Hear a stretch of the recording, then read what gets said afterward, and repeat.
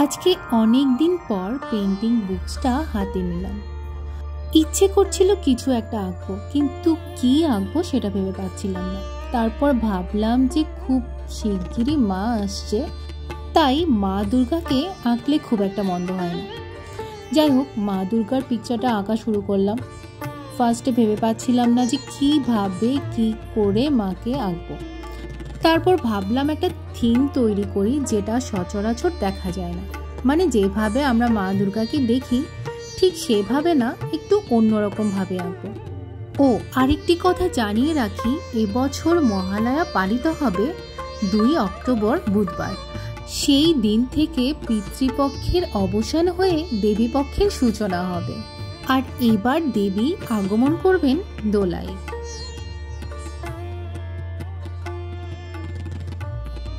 বাঙালির দুর্গাপূজা শুরু হয়ে যায় মহালয়ার দিন থেকে।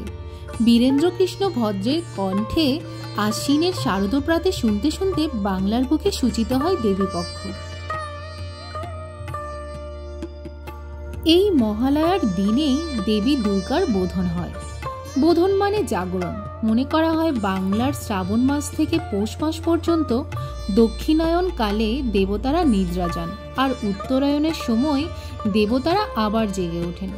পুরাণ মতে ব্রহ্মার নির্দেশ মতে পিতৃপক্ষের অবসানে টানা 15 দিন ধরে স্বর্গীয় পিতৃপুরুষেরা মর্ত্যের কাছাকাছি আসেন, আর এই সময় তাদের উদ্দেশ্যে কিছু অর্পণ করলে তারা তুষ্ট হন। এই মহালয়ার দিনেই দেবী দুর্গা মহিষাসুরকে বধ করার দায়িত্ব ব্রহ্মার কাছ থেকে পেয়েছিলেন।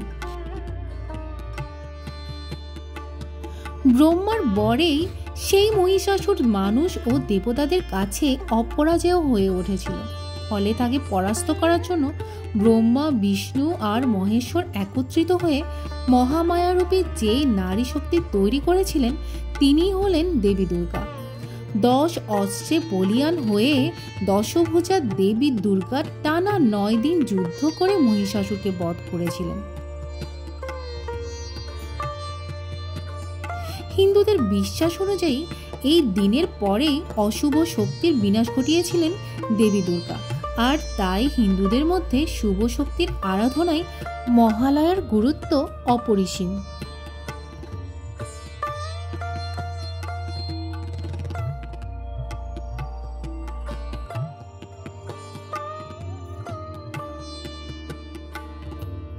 লোককথায় রয়েছে এই মহালয়ার দিনেই কৈলাস পর্বত থেকে মর্ত্যধামে তথা হিমালয়ের কাছে বাপের বাড়িতে যাত্রা শুরু করেন উমা তথা দেবী দুর্গা।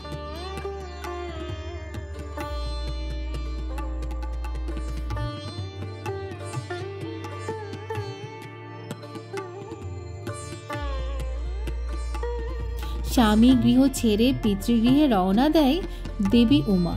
তার সঙ্গে থাকে তার সন্তানেরা গণেশ, কার্তিক, লক্ষ্মী আর সরস্বতী।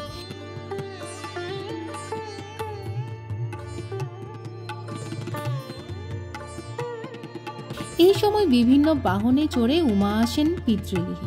লোকবিশ্বাস এবং পঞ্জিকাদি অনুসরণ করলে দেখা যায় দেবীর মর্ত্যে আগমনের বাহন বিচার করে আগামী বছরে শুভাশুভ আন্দাজ করা যায়।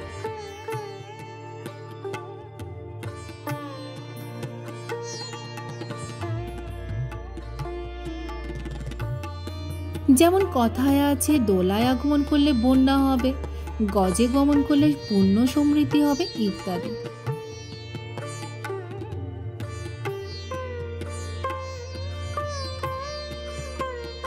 দেবীর এই বাহন মূলত 4 রকমের হয়ে থাকে: পালকি, নৌকা, হাতি এবং ঘোড়া।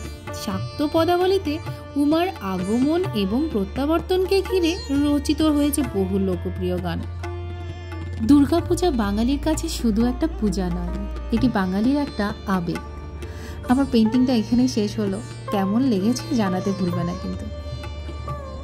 আর ভালো লাগলে একটা ফলো করে দিও।